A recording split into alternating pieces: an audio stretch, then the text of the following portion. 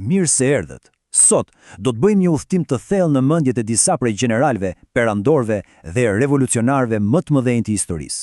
Do të eksplorojmë fushën e gjerë dhe kaq të qëndrueshme të mendimit strategjik, një histori vërtet shumë e gjatë dhe gjithëpërfshirëse që ka formsuar fatin e botës sonë për mijëvjeçar.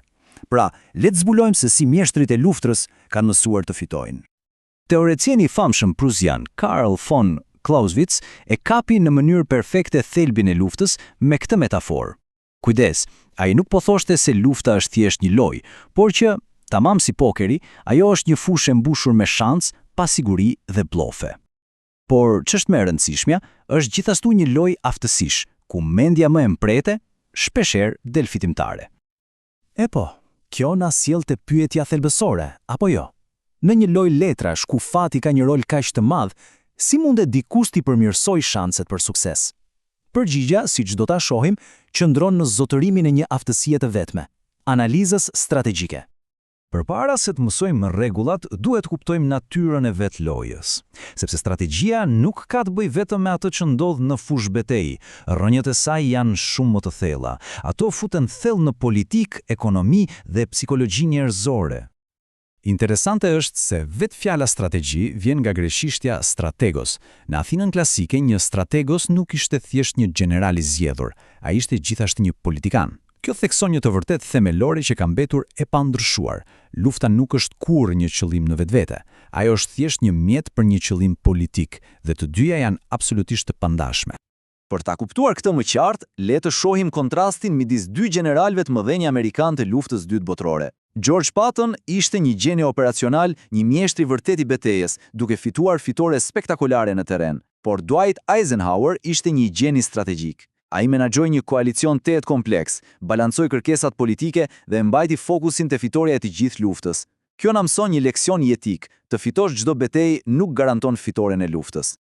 Një shembull perfekt për këtë, Pearl Harbor. Sulmi japonez ishte një kryevepër e pastër ushtarake, por një zgjedhje strategjike absolutisht katastrofike. Pse? Sepse bashkoi një komb amerikan të përçar dhe e tërhoqi në luftë me fuqinë e tij të plot industriale.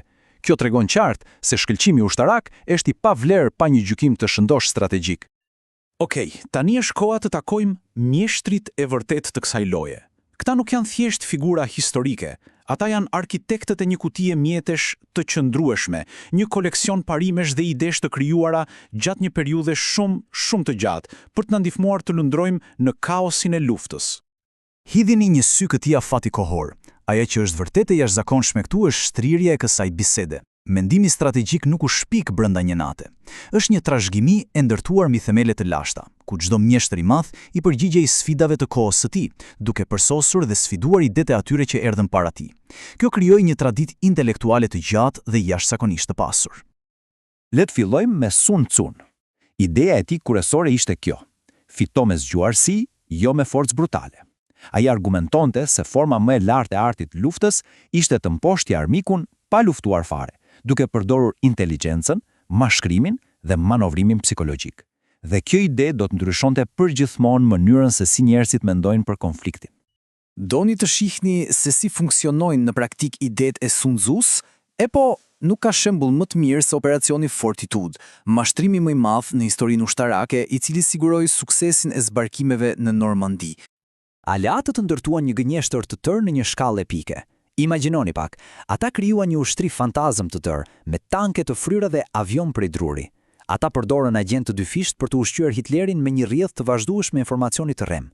Dhe pjesa më e pabesueshme, fal dekodimit të kodeve sekrete gjermane, ata e dinin që Hitleri po e besonte çdo fjalë. Kjo e bindi atë se Normandia ishte thjesht një shpërqendrim, duke mbajtur divizionet e tij më të mira larg nga pushtimi vërtet, në një moment vendimtar të luftës. Por, kujdes, qasja e Sun Tzus nuk është e vetmja mënyrë loje. Në anën tjetër të spektrit është Clausewitz. Ai e shihte luftën si një garë brutale fizike ku qëllimi ishte të shkatërrojë ushtria e armikut në një betejë vendimtare. Dhe këtu qëndron një nga debatet më të mëdha në mendimin strategjik. A duhet të përdoret qasja indirekte e mashtrimit apo qasja direkte e forcës? Dhe debati bëhet edhe më interesant. Bashkohësi i Clausewitzit, baroni de Jomini, besonte se lufta mund të reduktohej në parime shkencore, gati si një problem matematikor me një formulë të saktë. Clausewitz, nga ana tjetër, e përqafoi kaosin e saj. Për të, strategjia nuk ishte një shkencë sakt, por një art i praktikuar në mes të mjegullës së luftës, ku informacioni është i paplot dhe fati luan një rol të madh. Atëherë, çfarë duhet për të zotruar këtë art kaq të pasigurt? Machiavelli na jep një përgjigje me konceptin e tij të virtu. Dhe kujdes, kjo s'ka lidhje me moralin apo virtytin. Është një kombinim i shkaktësisë, mërpretësisë dhe vullnetit të pamëshirshëm për të vepruar në momentin e duhur. Është pikërisësia njerëzore që i lejon një strategjiku të përdorë të gjitha këto mjete, nga mashtrimi suncuese te forca e Clausewitsit, për të formosuar fatin në mes të kaosit. Pra, kjo na sjell te një pyetje e rëndësishme. Pse po flasim ende për këta mendimtar kaq të lashtë? Pse kjo trashëgimi e gjatë dhe gjithëpërfshirëse e mendimit është ende thelbësore sot, në një epokë dronesh, luftrash kibernetike dhe inteligjencë artificiale? Përgjigjja është kjo, dhe është shumë e thjeshtë. Klasikët nuk kanë të bëjnë me armët, ata kanë të bëjnë me njerëzit. Ata eksplorojnë dimensionet e përjetshme psikologjike dhe politike të konfliktit, frikën, nderin, interesin, të cilat mbeten konstante pavarësisht se si luftohen luftrat. Dhe mos mendoni se ky është thjesht një muhabet akademik, ndikimi i tyre është shumë real.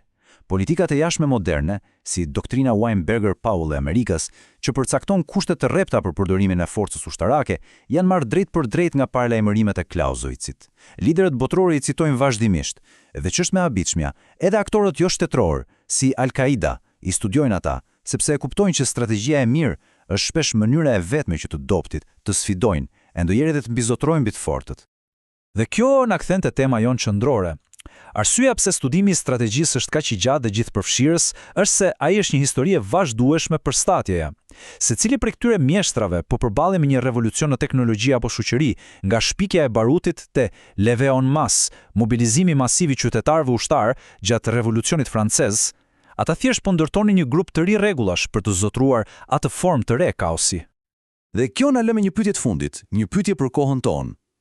Ndërsa përballemi me revolucionet tona, luftën kibernetike, armët autonome, inteligjencën artificiale, ne jemi bërë pjesë e kësaj historie të gjatë.